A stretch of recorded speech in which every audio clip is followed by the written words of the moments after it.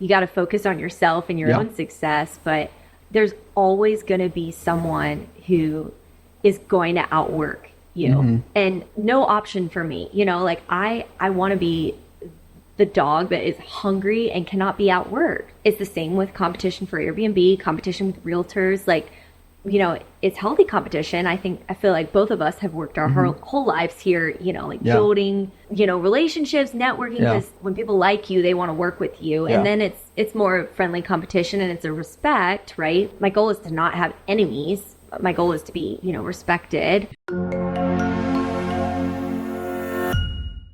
All right, what is up, Passion Seekers? I'm super excited for a guest today. We have a real estate agent, Airbnb cash flow entrepreneur, and also a coach, Caroline Treese. Welcome to the show. Thank you. It's an honor to be here. Yeah, I'm excited. So we were kind of talking off camera a little bit and kind of just shooting around, just spitballing. And real estate, let's talk about your story. I've had a lot of realtors on here, and it's crazy to see the different aspects of why people got into real estate. And honestly, the fail rate of real estate, it tends to turn people away from it. What initially drove you to real estate? Yeah, so my story with real estate, it really happened unexpectedly. I interned at my uncle's hotel in Hawaii, and it was like such an awesome place to intern. I mean, I surfed on like my lunch breaks at the hotel in Hawaii, and it was great. And you know, my uncle, he buys and sells hotels and like flips them for profit, and that was one of the hotels that he, you know, had a deal with at the time. And so when I was interning there, I was like, gosh, I hate being on someone else's clock. This sucks. And like, if I hated it there, how much more would I hate it like long term? And how do you hate a hotel in Hawaii? Like, why do you hate working there? So anyways, I was like, okay, I want to be able to surf whenever I want, you know, and I also want to make a ton of money. Real estate was kind of the missing piece. You know, he's obviously a real estate investor, large scale. So I was like, okay, I can do that residentially because I like instant gratification. You know, the commercial stuff it's longer. It takes more time. So I got into residential real estate, and I've never looked back. It's fantastic. Yeah. Commercial and hotel, not like commercial and like buying warehouses, but like hotels. Yeah. Which is, it's pretty big. That's crazy. So what were you doing in that industry when you were interning? It was, you know, it was a short time, and he was so gracious to like let me be there because there was really like no job for me except to just experience all jobs and learn about it, because that's what I thought I wanted to do. And turns out I didn't. But when I was there, I was, you know, a concierge. I actually like ended up flipping the rooms. I did that for a week, like working with housekeeping. And what's crazy about it is I literally do that on a day-to-day basis now. I'm like a glorified like housekeeper. Yeah, Airbnb host. That's probably the best way to describe it. I look at the money, and it obviously like time is an issue for me right now in my life being so busy, but like I cannot justify paying like a housekeeper to flip the Airbnb. It's so hard. Yeah. I still do the same thing. Yeah. You know, I flip. And then also in the hotel, I, you know, did a bunch of like operations and learned about the business side of things. So that's also why I got into business. I saw the money that was to be made there, and it just like drove me so far. Yeah. And I love that. I mean, I think that's one thing I've been obsessed with is like the business side. Like, cause I've always been obsessed with numbers, but in real estate, it's so different. I mean, let's just take real estate out of it. Like just business in general, you look at your profits, you look at your losses, and you can kind of manipulate the numbers to kind of find suit, which is kind of what you're doing with the Airbnb thing with, you know, flipping the rooms yourself. Like, I mean, you're probably making a lot more ROI than most of the people that are paying $1,000 a month for a cleaner to come in and clean and everything. So let's talk about Airbnb a little bit. Full disclosure, everybody listening, I'm in the process of purchasing one. So I'm leveraging this. Trade secret. Yeah. So really why I started the podcast. No, I'm just kidding. Airbnb's weird. There's a lot of controversy on it. Crazy. But like I said, I'm a numbers guy, and I did the Airbnb that I'm, potentially buying, it's like new construction. And I kind of wanted to, for my first one, it was like new construction. It's has the construction warranty on it. So I'm not, Fantastic. yeah. And because I'm a realtor and I've done a lot of deals with this new construction company, they're giving me a higher commission. I sent a Hail Mary offer out of there. I was just like, I'm going to see if they bite on it.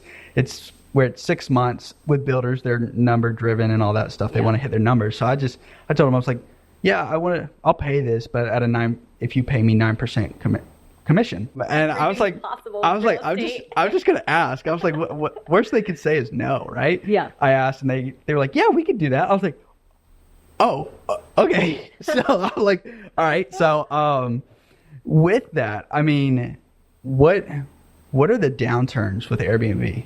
What's crazy is I think a lot of people here, especially in Charleston, like expect it to be so resilient, and it is, but there's so many different facets to Airbnb to actually be lucrative and what people want out of it that a lot of people can't do. So I think a couple of the biggest things that really matter if you're looking to invest in Airbnb here is number one, have a excellent, fantastic agent like me or you. Because that is so true. I mean, it's like we live here. We both grew up here. We went to high school together. Yeah. Small world. Small world. And we know Charleston more than anyone else. Yeah. And the laws change here. Like, it's forever changing because it's forever growing. Yeah. So, agents are so on top of the law that if you're out of town, you just can't keep up with it, right? Yeah. In every single municipality and jurisdiction. And so much. Charleston is broken up into so many different ways that number one, you got to know the law, right? There's a ton of litigation on it. So that's first thing. Second, a lot of people, they're looking to buy a house that checks all the boxes. Maybe the price is right. Looks like a great Airbnb. It feels like a great Airbnb, but it's not in a great location. And people want to be as close to downtown as possible. Yeah.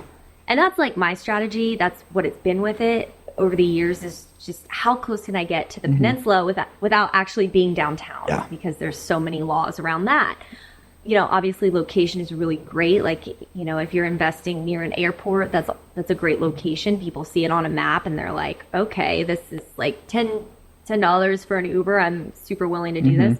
Great agent, great location. And then third, which might be the most important, is everything has to be as aesthetic AF.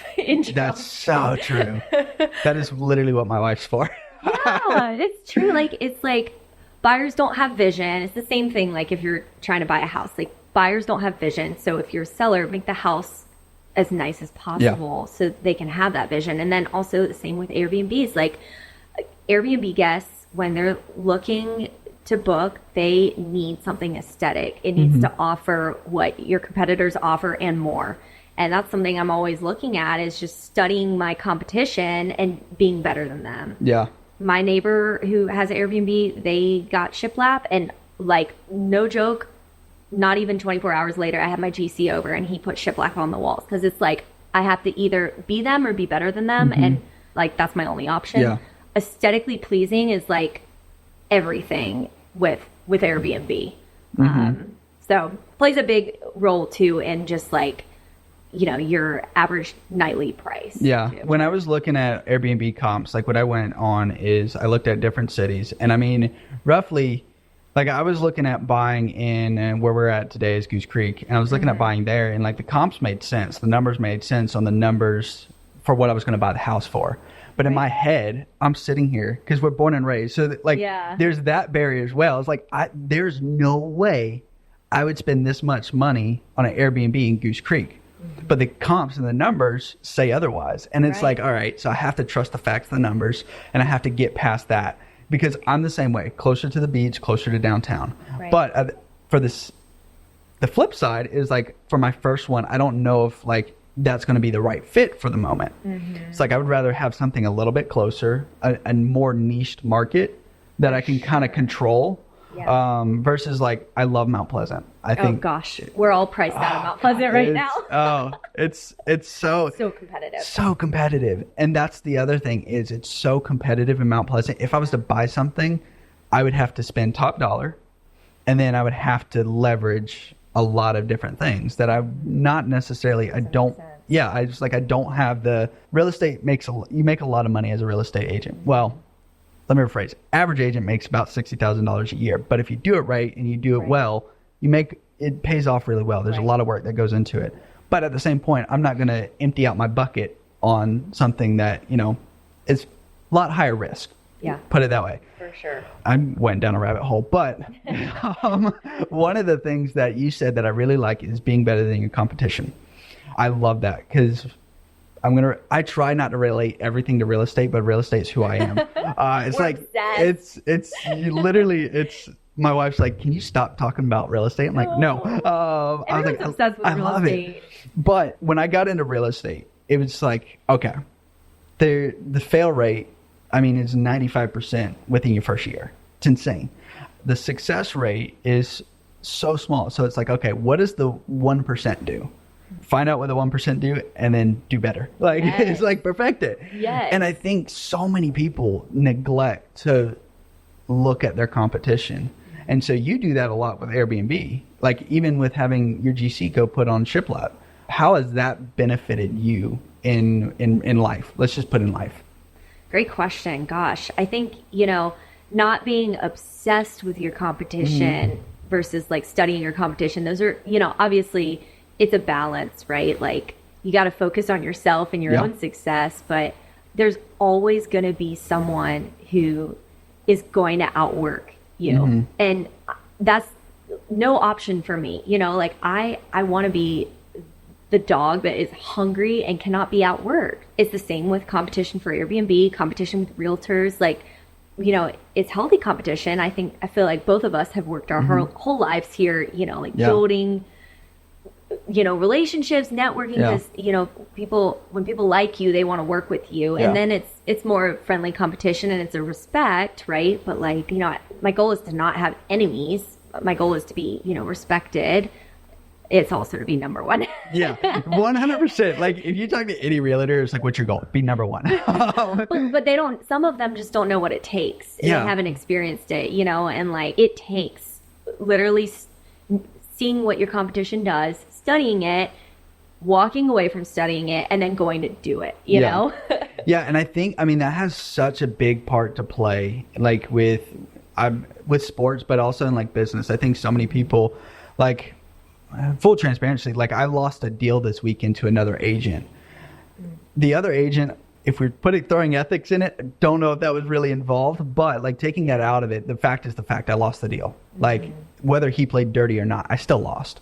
And I think so many people in business and in real estate, they like, was I upset that I lost the deal? Yes, I was. He was purchasing $500,000 house. Like that was a good commission. Like I was excited about it. But I lost. And I think so many agents, wallow in their pity and they stay there and like, oh, I lost. I'm not good, blah, blah, blah. And it's easier said than done. It's having to take that approach of like, okay, I lost. How did I lose? Right.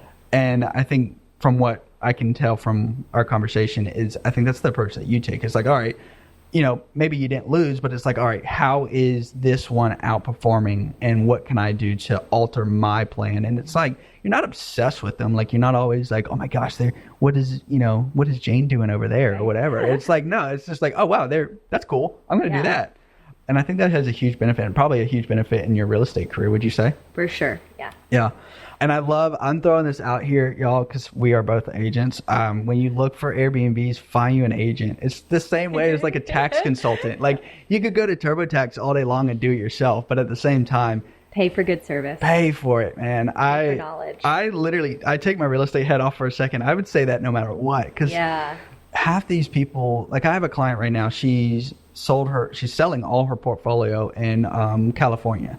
Literally, she has 4 apartments that she's selling and she wants to move it down here to the Southeast, specifically South Carolina. And I asked her, I was like, why, like, real estate? Like she's literally, it was funny. She was telling me on some of the laws and all these things. And I'm like, I thought I was well rehearsed, but like, dang, like you really know your stuff. I was like, you don't need a salesperson. Like you don't need, she was like, but I want boots on the ground. I want someone that knows the area. The demographics, the changes, the fluctuations. She knows the federal law, like the whole NAR lawsuit that's going on right now. She knows that's going on and all that. But she was like, having that profession on there, it's worth every penny. And because she's like, if I don't, I make a multi-million-dollar error. Like, so I'm in the hole. And I think this is why I'm not trying to go down the real estate rabbit hole, but man, it's you just opened up the door. Everyone loves real estate. The door open. Y'all love it. Y'all love to hear it. I know that. But the average realtor does 2 to 3 contracts a year. And it's like, okay, if an average realtor does 2 to 3 contracts a year, like, and you trust them with your biggest transaction, it's a little terrifying. And I love when I hear other realtors that are in the game of buying and selling real estate themselves, like actively, because it's one thing to, like, we sign contracts all day long. We read contracts, we write contracts. It's so mundane. It's like, we can literally write a contract for, $1 million. Inside, we're like jumping for joy. We're like, oh my gosh, this is so exciting. But like, you're writing it and it's just, we know it so well. We're so rehearsed on it. But when you throw the emotion, like when you're buying when I'm learning this now more, because like I'm buying my first real estate property and there's so much emotion attached to it, or my first Airbnb. And there's fear involved. There's risk. There's all these things that you won't deal with much. And you wouldn't know if you didn't do it. And I think that's what makes a good agent. One that really is just active and not only selling a lot, but also buying and selling their own. Would you see that as a huge benefit to you? Absolutely. And I'll tell you, like, I was not expecting to be in the position that I've been in with real estate. And I'm like so grateful for it. But there's so many times where like I hit rock bottom and I was like, I'm actually in over my head, and all of the pain and suffering and, like mistakes that I've made, which I have made them, it has just like propelled me forward. So yes, I feel us realtors, if you actually invest, like, if whoever's watching this or listening to this, you got to use a realtor who actually is like investing in real estate and willing to take the risk that, the realtor is telling you to take the risks as a buyer, right? And like, they're not taking those risks. They're like not even doing it themselves and like living it out. So that was really important to me. But I'll tell you, I got into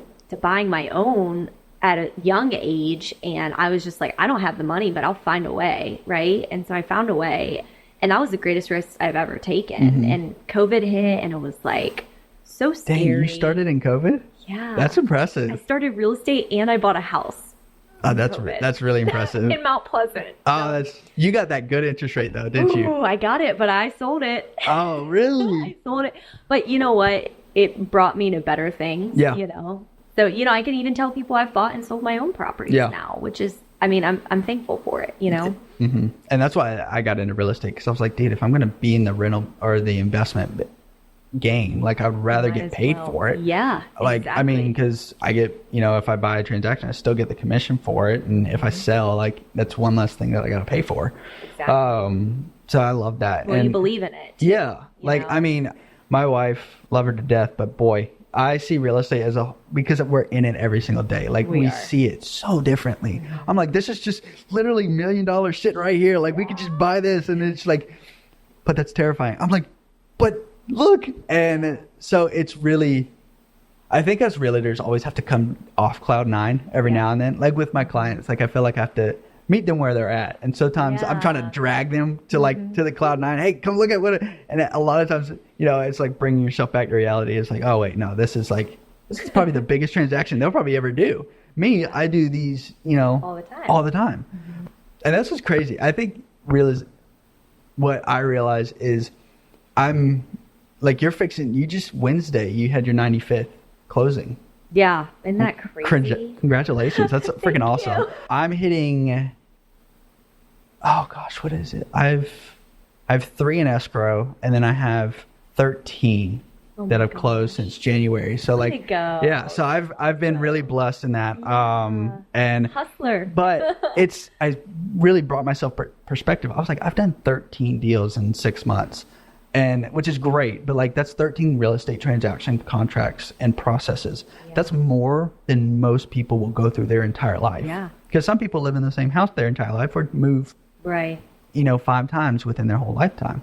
And I was like, holy crap. I was like, and I think that's why us realtors, I guess, are on cloud 9, because it's normal. It's so normal to us. It's like driving your car to work. It's just normal. Every day. Yeah, literally. But it's different every day too. Oh gosh, it's a roller coaster. I talked about this on the podcast. I just read a book. I know the name of the book. The author slipped my mind, but it's Entrepreneur Roller Coaster, and it's like talks about the roller coaster of entrepreneurship. Of it's this really fun and terrifying ride, and you are just climbing to the top. You're at the peak. You're on cloud 9, and then you wake up the next day, and your client calls you and says, "Oh, I want to pull out of this transaction," and it just literally tanks that quick, and then you're under contract on another house literally the next day. And you're like, oh my gosh, this is amazing. And then it's like, it's insane. But not to go too far down that. One thing we kind of chatted about before the camera was on was Chris Voss. So if y'all don't know Chris Voss, he is a US FBI negotiator. He wrote the book Never Split the Difference. And if y'all haven't read that, so good. God, it is like, I read it before I was in real estate. I read it again when I was in real estate, and like just life application. Mm-hmm. Like it literally does. Part of the market is like how to negotiate with your wife, or how to negotiate like just every day. And you've been one-on-one training with him. Yeah.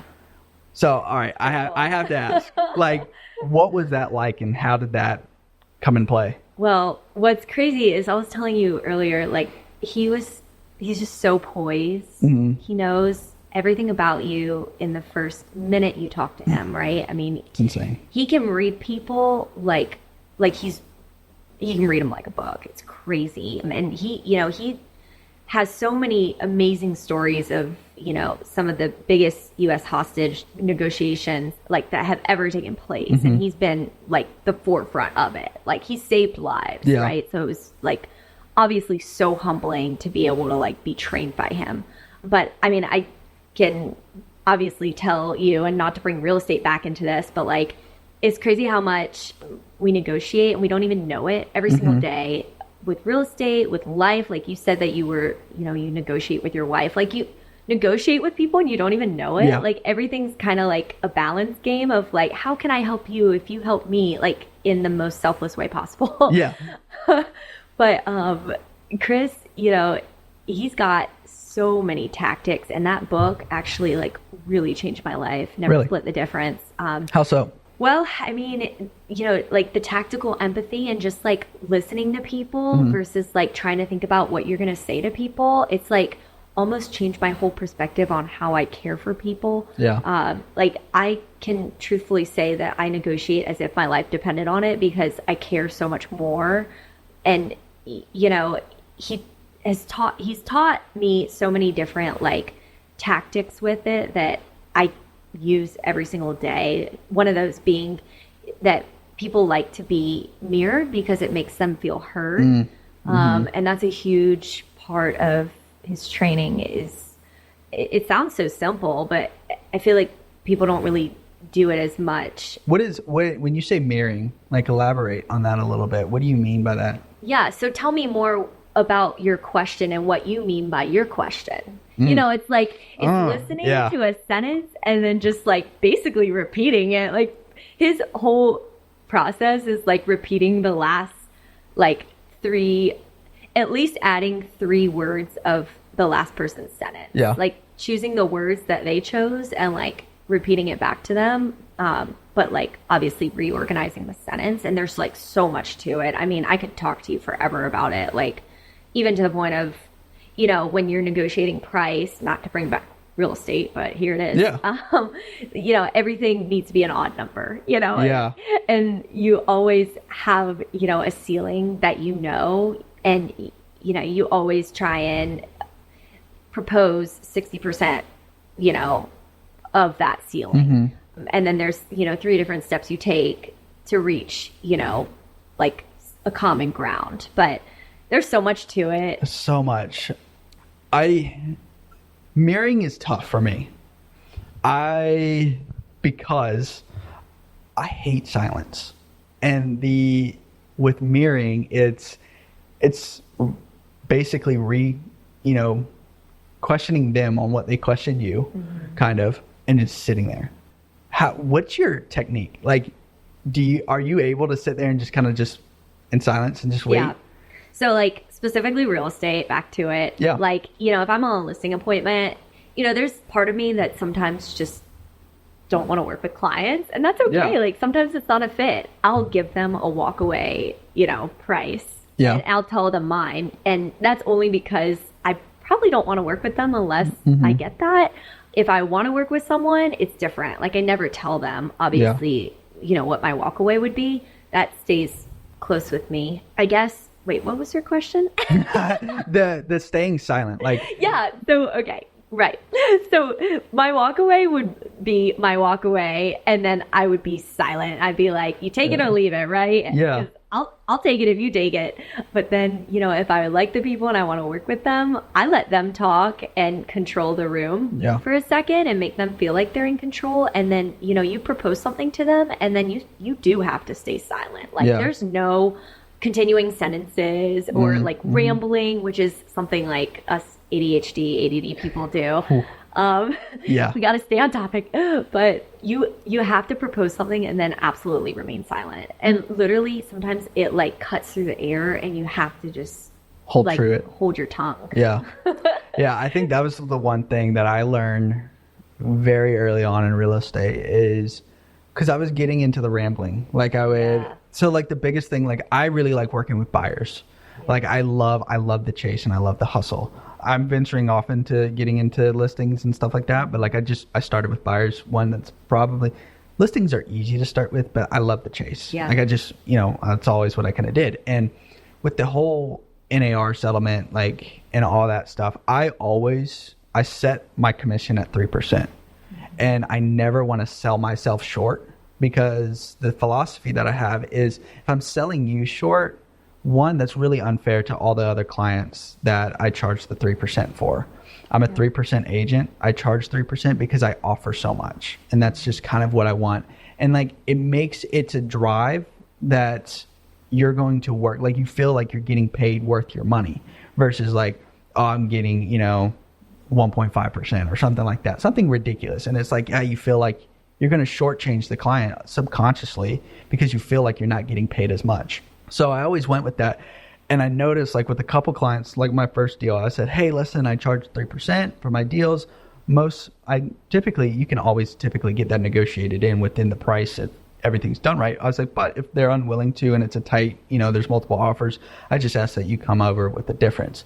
I would say that, and literally the inside of me, I felt like my skin was crawling. Yeah. I would say that, and I'm like, but here's why, and like I do all this, and it's like it was shortly after I reread the Chris Voss thing, and I was like, all right, Davis, just do it. And I said, I charge 3%, and I was like, I sat there in complete silence, and I thought my skin was just going to fall off, and they're like, okay, cool. I was like, so wait, really? And one of the things I think I realized when you ramble, it doesn't really get you anywhere. Yeah, it's like lack of confidence. Like, because when I'm like, hey, listen, I charge 3%, I'm just silent.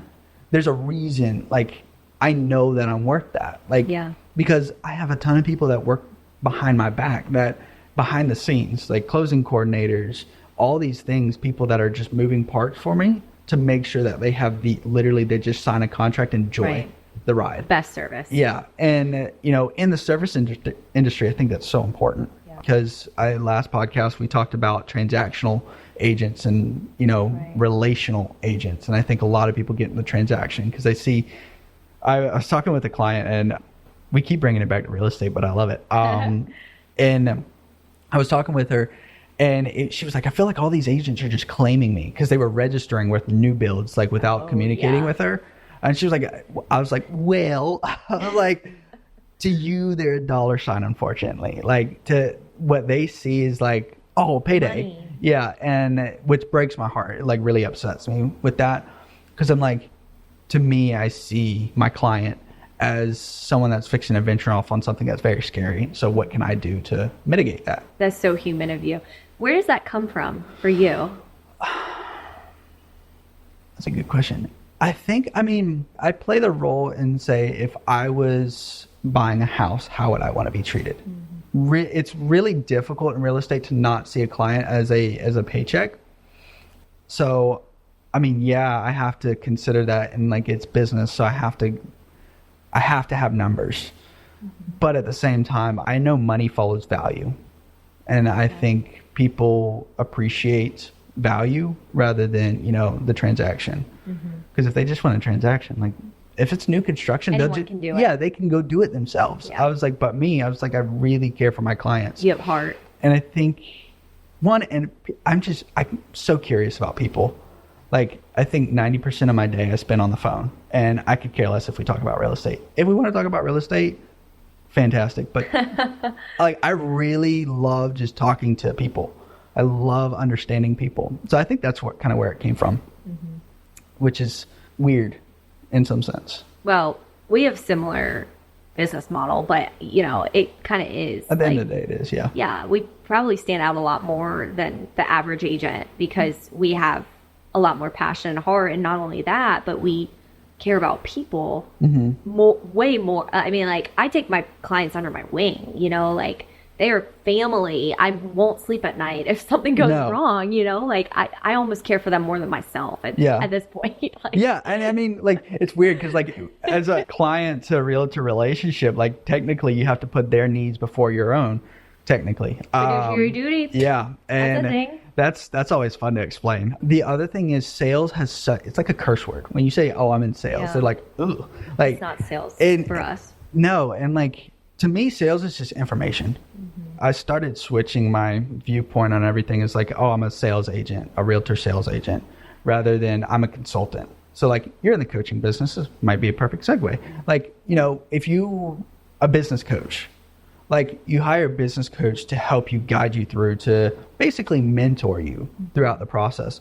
And I think that's how I view my clients. Like, they come to me as a consultant. I'm going to give them everything that I know. I'm going to tell them the steps that they need to take and then help them through that process one step at a time. And then it doesn't end when the transaction closes. Right. Because that person may want to buy an investment property, It's forever. Yeah. To me. Same with you, I'm sure.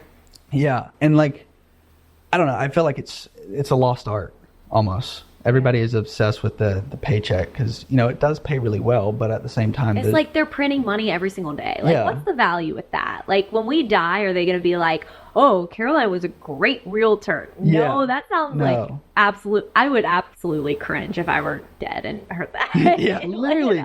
But it's like, I'm not driven by money. And I think it's a very recent thing. I'm driven by the value that I offer, and I know money will just follow. And so have you studied a DISC assessment? I have. Okay. What are you? I'm a D and an I. Okay, so am I. Yeah, I can absolutely see that. Yeah. Do you know the Enneagram? Enneagram? No, see, I give all my heart to the DISC, but I love the DISC assessment. So our team lead actually makes us take the DISC assessment before we're on the team. It must be just, the realtor it's the realtor thing. But the I is the best part of it because it really is. Because you're a people pleaser, but you're so enthusiastic and care about people, like, literally on another level. Like, it's absolutely more than your own life, right? Yeah, it really is. And like, I mean, just for example, to kind of relate this, not to pat myself on the back, but in the sense I was under contract. This is where the roller coaster comes in with real estate. I was under a contract with the house. It was listed at like $320. It should not have been listed at $320. I told my clients, I was like, I would probably pay $250 for this house. Oh no. I couldn't find the original house. There were so many add-ons. Oh gosh. Yeah. And they were like, okay, well, we want to do $270. I said, okay, well, I think that's fair. I mean, it's $320. It would be a tough negotiation. So we sent an offer. We settled at $280 is what we got it at. What was it? 3 weeks before closing, I get a call from the attorney. When you get a call from the attorney, I was like, oh crap. And they were like, there's 6 judgments on this house, 6 liens. And I said, huh? I was like, 6? I was like, 1. Like, all right, cool. I was like, 6? She was like, yeah. And I was like, all right, can you tell me how much they are? She's like, it exceeds well beyond what she owes and what she's getting. I was like, oh. I was like, okay. So long story short, we had to terminate, unfortunately. I was very pleased.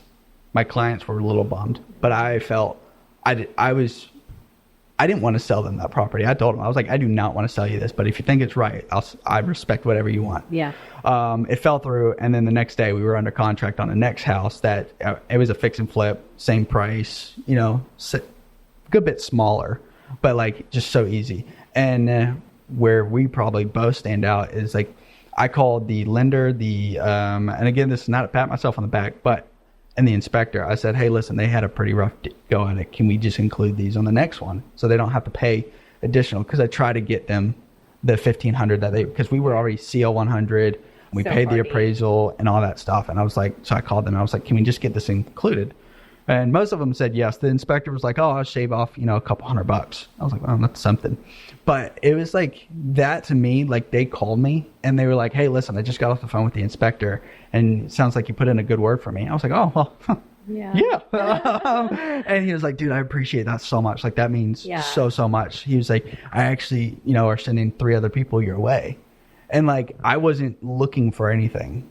And I think that's where my drive to do that is. It's like, I just want them to be taken care of. Because I know if I was in this situation, I would want someone to do the same thing. As much as you empty your cup, like it'll be filled to double, you know, like I changed my business in the same way. Like it was easy to, you know, try and get paid quickly when your bank account's like, you know, running low and you've got debt, you know, but, you know, I just kind of shifted my whole everything, like my whole heart. And I was like, okay, you know, where does my love for people come from? Mm-hmm. And like, I think at this point, I'm going to offer my services. I'm not going to like give free consulting, but I'm literally going to fill people. Like, I'm going to do my best to serve people, you know, and like they can take me or leave me, but you know, it's the same way. Like I'm really strong in my faith. And it's like, I'm not trying to like shove God down people's throats, you know, be like, you know, repent right now. But it's like, okay, people can see my faith through like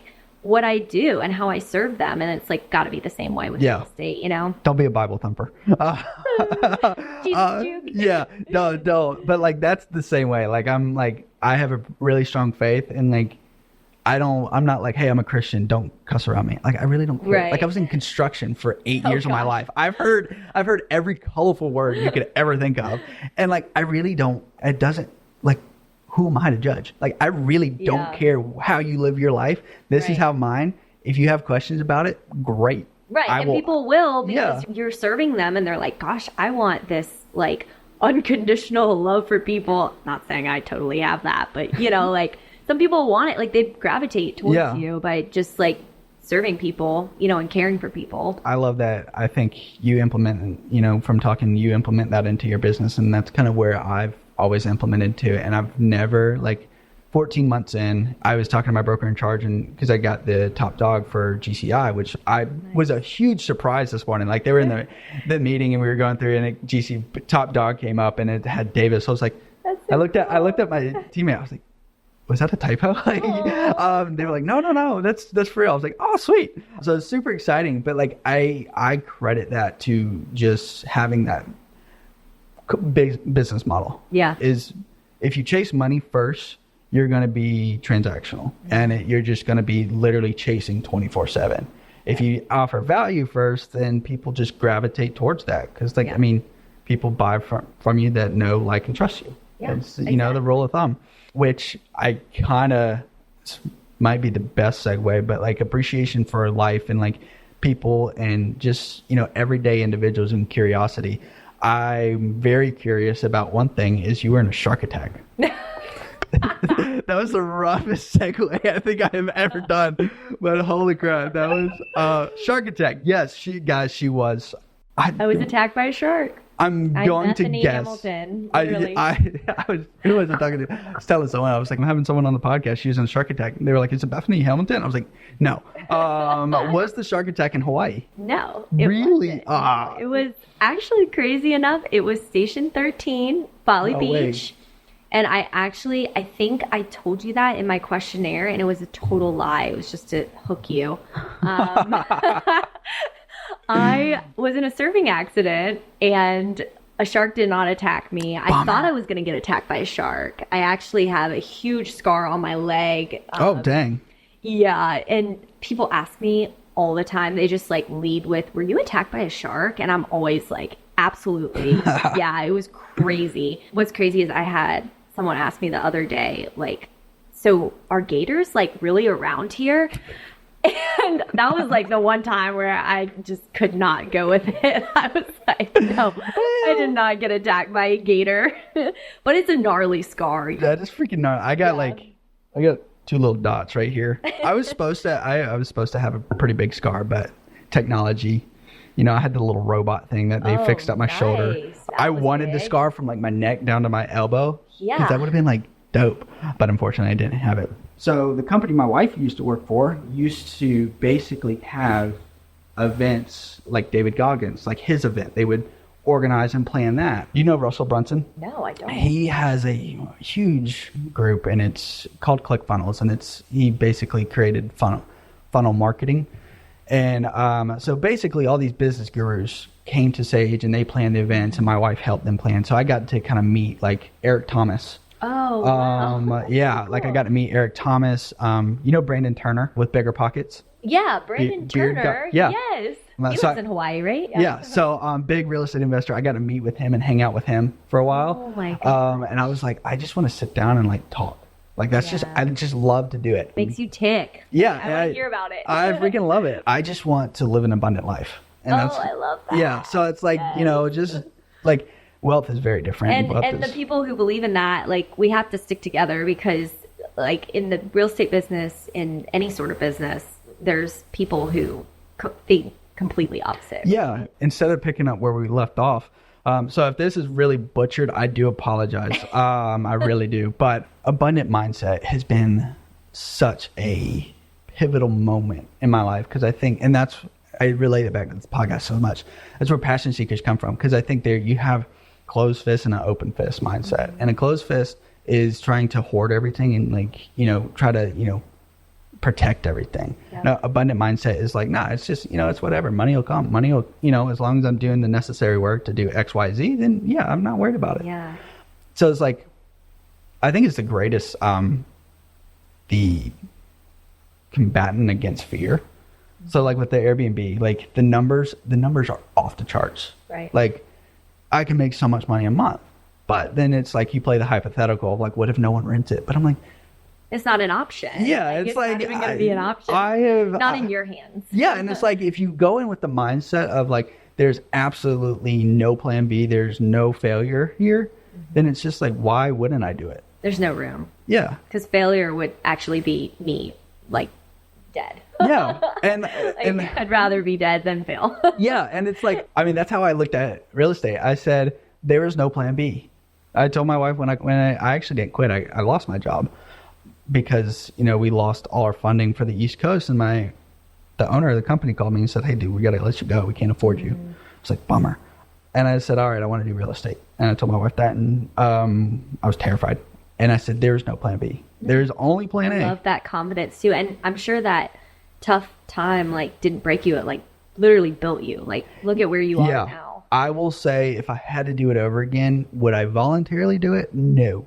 Yeah. But would I, if the outcome was the same? Yes, 100%. Hardest time in my life. So that's why I really like that's where we're kind of talking about is the hard times. Pain and suffering. Like it is great. It literally builds you if you have the right perspective on it. Right? Yeah, and that's why I love what Matt said to you is don't be a victim, because I played the victim mindset. So deep. Oh God, it hurts. It literally. But it was victim mentality is seriously a thing. I mean, people, you could be a victim with anything too. It's like, oh, I'm too tired to go work out. No, working out builds me too. Mm-hmm. I can't be if I'm sore, I need to overcome it. I can't just sit here and lay on the couch and there's times for healing, right? But it's in every single facet of my life now is to really just overcome. Yeah, which I love that. And I think, which I kind of want to, we're going to loop it back into real estate. We've taken up so much time, and I love it because we've had, conversation's been good. But we'll kind of start winding down a little bit. And one of the things is starting in real estate. I think it's the hardest thing. So you started on your own. You were on the Matt O'Neill team. I don't know how they structure everything, but that's pretty tough. starting in general. Right. And that's why so many people fail. And I would say, based on, because I like to observe the competition or everyone out there, and like your volume's pretty substantial, which is pretty impressive. Which would you say you work with? I know you work with anything and everyone that fits your niche, but like luxury clients, like, would you say that's your niche? I'd say I really take, what my niche is? It's so funny. I'm in a point in my career, and sorry, Mom, for hearing this, but like, I cannot be fucked with, right? Yeah. And I have a do not give a fuck mentality. Like, if you want me, you take me, right? Like, if you don't, then that's okay. Like, we can part ways. And I think that is like my niche per se, is like people who are willing to choose me, and then also people who I actually really love and enjoy like helping. That's more so my niche. Like, it can go from, like, I will literally help a $30,000 seller, which doesn't exist here, but if it did, I'd do it if I liked them, and then, I've gone as high as like 2 million. And I think, I do have a wide like variety of clients, but particularly I have just really focused on anything and everyone, as long as we, like, we're a fit, and they're not gonna, like, expect something out of me that doesn't exist, unrealistic expectations. Like, I'm not a superhero, but I'll do whatever it takes, and they need to respect that and understand that. And, I'll know if it's a fit. And they will too. And, I'm a straight shooter with my clients, and I tell them all of this in the very beginning. So I really do put the decision in their hands. And if I have already done that, then I've already decided myself that I'm willing to work with it. I love that mentality, because it's the same thing.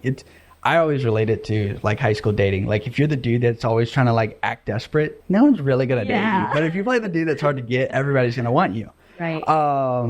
And I use that very lightly. It's like supply and demand too. I love, we had a saying in the team before, and it's like, do you want to work with a doctor that just has a open schedule 24/7, or do you want to work with a doctor that's busy and can fit you in?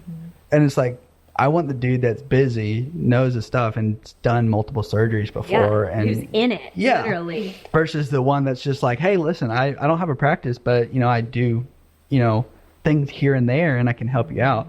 So I love that mindset. A lot of people would probably say like, oh, that's an arrogant mindset, all this stuff, which I'm like, no, it's not. It's your perspective on it. It's like, there's confidence behind it, but also there's protection behind it as well. Because like, why would you, if you're more of a dominant personality and you have a client that doesn't do well with a dominant personality and is like, not insecure, but a little bit more sensitive to those things, why would you think that would be a good fit? That's a disservice to them, when they can go find an agent that fits them. Right.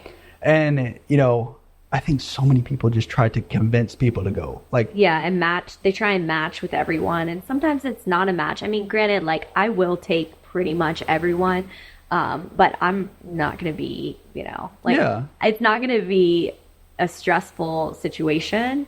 And people are tough, like, sometimes you got to weed out the bad people. And I think, with business in general, like, there's some great, like, I have great agents. Clients, there's great agents, but also there's, a bunch of bad agents. And that's just kind of the curse of the game, I guess you could say. How would you, without sharing all your trade secrets, how would you say that you cultivate most of your clients? Because I think with any business, lead gen is the hardest thing. Oh, it's the hardest thing. Yeah. And it's funny because I now coach agents on prospecting. That is specifically like one of my jobs now is, coaching. And, prospecting is so crazy because, like, talk about mind games. It's like, you can have a bad call and it could literally like blow up your day. Like, people have yelled at me, and those are the fun ones. You gotta just turn it around. So I think most of my prospecting, how I generate clients is they kind of sometimes come to me. Those are the best. You know, when people see your success, they're kind of drawn to it. Yeah. But also when people see your success, they like hate you and have a vendetta against you. So it is a balance. But, you know, as a seller, I was up against another agent with a listing over $1 million house. The seller asked me, you know, what's good about, like, what's different with you? Like, what is one of the most positive traits that you have? And I was like, okay, well, number one, I care about people more than anyone else. I can't be outworked. I will outwork everyone in this industry. Third, but most importantly, I think out of the box. You know, if we need to create an addendum for something to protect you, I'll do it. And there's nothing that we can't do in real estate. Everything is possible. It's not a black and white game. Everything can be negotiated. And people always are in their box. Agents are in their box. And it's like, no, I will do whatever it takes to make something close for top dollar if I have to, as a listing agent. So anyways, I think the biggest thing with lead gen for me is thinking out of the box. Like it cannot be a sales thing for me. How do you think outside the box? Ooh, some trade secrets. You know, I think print marketing is a great way to get in front of people and have a reason to contact people, right? Because you're like, hey, did you get that? I will actually see a postcard from another agent and I cringe. Like, I want to cry when I look at postcards from like average realtors because they're just like the same generic thing. Yeah. So everything's different for me. You know, like I'm not going to be average with anything, but specifically lead gen, it's thinking out of the box is like where I get most of my clients. Yeah. And then them coming to me, like me attracting them. Yeah, which I love that because I mean that's business. You got to think out. You got to be creative. Yeah. Like, you can mimic what other people are doing that succeed, but you have to make a spin on it somehow. Right. An ethical spin, I should say. Do you do any cold calling? I do. I would say I do warm calling. Okay. I am more about effectiveness versus efficiency, being as effective as possible and, you know, seeking out people who need me versus like bothering someone who's like in a good episode of The Bachelorette on the couch drinking wine. Like that's a cold call, right? Like, hey, sucks. Do you want to sell your house? You know, like I'd be pissed if I was watching The Bachelorette drinking wine. Yeah. So, you know, like I try and avoid that, but I am very selective in who I'm calling because of just I have a lack of time, but I mainly try and interact with people in person. I like that. Yeah, because I mean, it's that face-to-face. I mean, I've been challenged with this podcast numerous of times whether I should do a virtual podcast with, you know, really high-profile individuals. Like, you know, and I have a couple of people that I would love to have on the podcast that are in California, and it would have to be virtual. And they would be wonderful to have, but at the same time, love that, keeping this here, I think it just the synergy. It's warm. Yeah, and I mean, I expect like viewers to sense that and also engage with that as well. Versus looking at two separate screens and two separate backgrounds. It just it's not aesthetically pleasing. Yeah, I can't be like the guest. Hey, you got to go buy this background and do these things and you have to have this mic. So like, I don't know. I mean, I've been challenged with that a lot, but I love the face-to-face interaction. It's the smartest way to do it. Yeah, it builds the most rapport in a less invasive way. And I think that with any business. Now, I've not crossed the threshold of $1 million, selling a house for $1 million. Yeah. I came very close, but haven't got there yet. But I've noticed my niche is luxury market, luxury clients. And not because of the commission attached to it, but because I just love talking to high achievers. I love brainstorming. I just love that. And I enjoy working with them, and I enjoy the dominance. Like, as weird as that sounds. Dominant people respect dominant people. Yeah. Matt O'Neill taught me that. And as weird as it sounds, like I love it. I love the challenge that they bring and the fight. Like, because you have to be, you have to tell someone that's fixing to buy a $6 million house, be like, hey, dude, you're completely wrong. No, this is not how it works. And they respect that, which everything tells you that they wouldn't. So with your coaching background and like lead gen, how would you coach an individual trying to get into that market? What would you say the approach would be? The approach would definitely be to be what you want to be, right? Yeah. So like you have to actually be the market you want to be in, right? And I hate to say that, but it's like, it's the truth. Yeah, if you want to be in a room of high level people, go do it. You might have to be the quietest person in the room for a minute and like listen to what they have to say and learn from it. You shouldn't be the loudest person No. if you're at the bottom of the donut bowl. But, you know, my advice would be to live it out and be in it, right? So like whatever I would do to prospect and lead gen that is I'd go buy a house in a rich neighborhood and find the money to do it, you know, and like farm that neighborhood. Or, you know, if you can't afford it or can't find a way, then, you know, you got to be in the neighborhood, walking all the time. Or like farming is a big thing for me because it's human interaction, physical interaction. You know, you can like physically see someone and they see you. And, you know, when you're in a neighborhood a lot, it sticks, you know? Yeah. So if I were to try and like sell houses on Sullivan's Island, I'd have to go live there. Yeah, that's the tough part. That's the goal. Yeah, literally. Or even just, you know, like hang out at the restaurants. Like I'm not a huge believer in going to the bar all the time. Honestly, it messes with my headspace. I've got to protect it. But, you know, any way possible to be, you know, within that level, any way you can get in there, you got to do it. There's groups, you know, that you could be a part of. I would say that to any of the agents I coach, or even my little volleyball girls that I coach, middle school volleyball, you know, I'll tell them, do you want to play college ball? And they'll be like, well, duh, like we want to make millions of dollars playing professional volleyball. And, you know, I have to tell them like, okay, if you want to do that, you actually have to practice it every single day. Like you are in it, like you're a professional volleyball player, and you have to like be around professional volleyball players. So how do we do that? Like, you know, we literally get trained by them, and, you know, we call them, we talk to them, we study them. What do they do? Like, how do they train? Like, watch YouTube videos on Missy May Trainer or whatever her name is. That's what that would be my recommendation is literally living it. Yeah. I love that, because that's what I learned really quick in real estate. It's like, okay, if I want to be a good real estate agent, act like the best.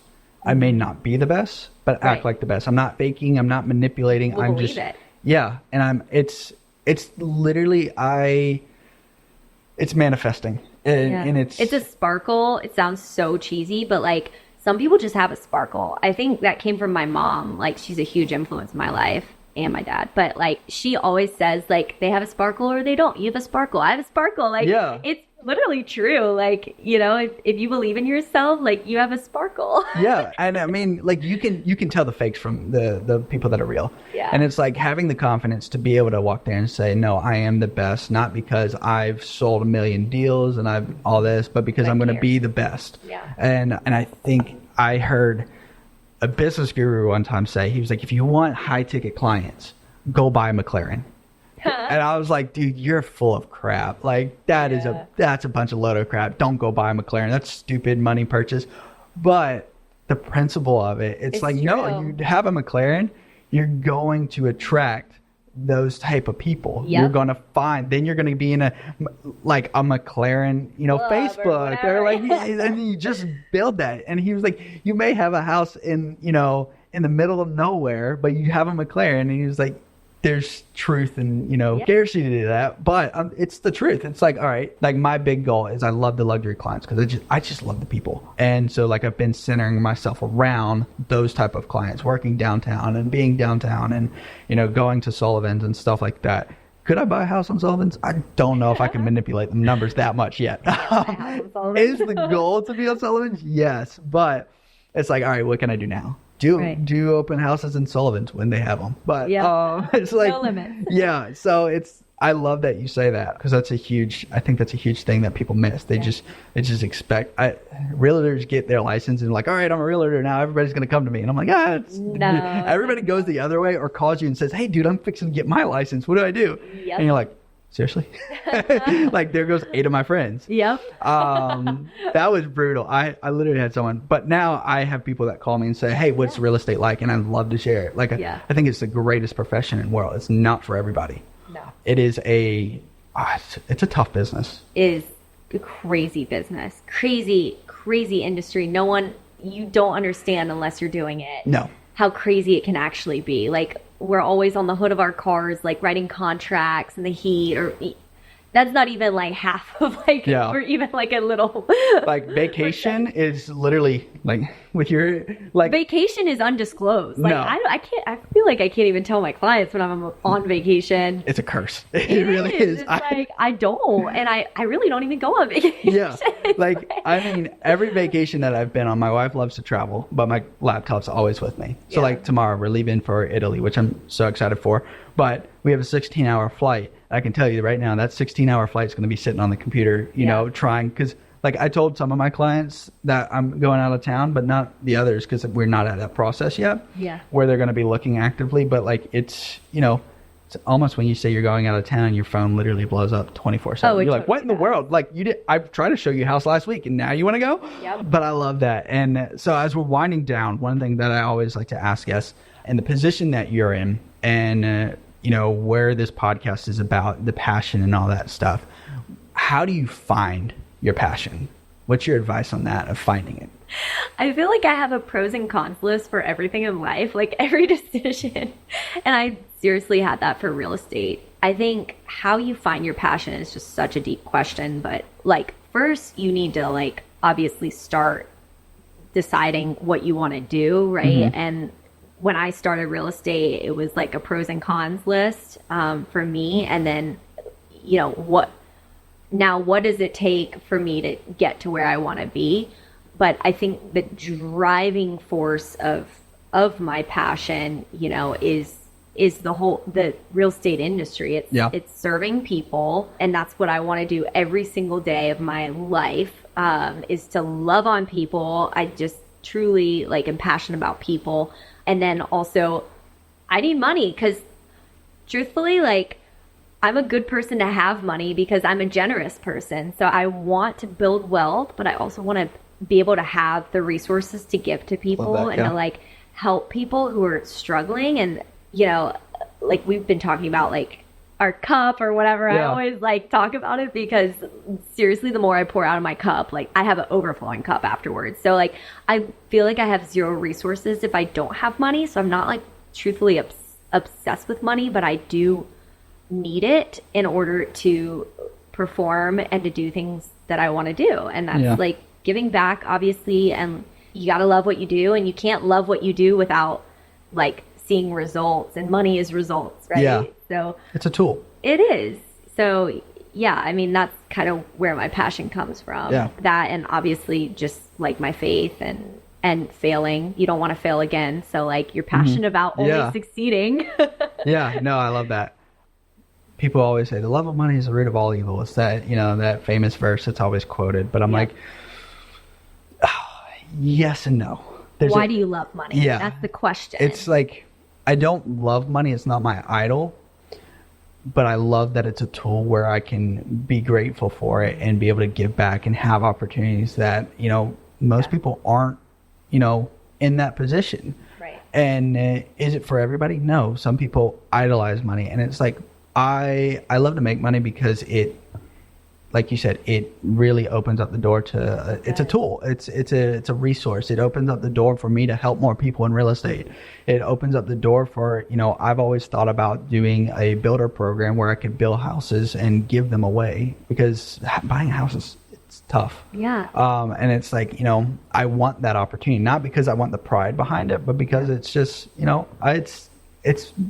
I'm grateful for what I have in this life, and I want people to also have the same thing. Exactly. So I love that. And then last question. So fear is probably the biggest thing that centers 90% of Americans. It's what holds them in jobs that they know they hate. It holds them in jobs that they know that they're not going to get anywhere. You've been through the ringer. I think anyone in real estate that's succeeding has been through the ringer, and everybody's a little bit different. But in your aspect of the things that you've experienced with fear and like wanting to quit, wanting to back out, wanting to, you know, find the greener grass on the other side, what advice do you have to muscle through? Oh my gosh, there's so much advice, and I know we're wrapping up, but like, I think the biggest thing is, so why are you fearful? You have trauma, right? So like healing is so important. Forgiveness is so important. Mm-hmm. You have to get past the trauma, the pain, you know, like, so healing from people who have hurt you. And, you know, I wasn't able to be successful without actually healing and forgiving and moving on. That was like my own burden, right? But I guess, getting past fear is just like taking the risk.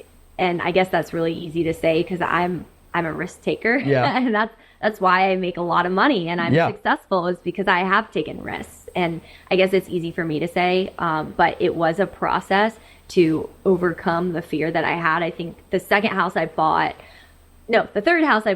I closed by myself and I went back to the house and it was empty and I cried because I was so fearful, right? Mm-hmm. And after that, I took 30 days. This is a big thing with like David Goggins and all the big people who have overcome a lot. Take 30 days and like do what you need to do to recover, right? Yeah. Anyone can do anything in 30 minutes, like working out, same thing. You can overcome what you need to in 30 days. So take that time if you have to and reflect and, overcome your fear and then do it. Yeah. Like you literally, after that, you actually have to move forward and take the step and take the risk. And I promise you will make a lot of money and have an extremely fulfilling life. Yeah. I second that so much. I was naturally a fearful person. I was afraid of failure. I was afraid of change. I was afraid of a lot of things. But when I jumped off the ledge, I realized that fear is literally a myth. It does not exist. Fear is literally a bunch of hypotheticals that you put together, and it's the what ifs.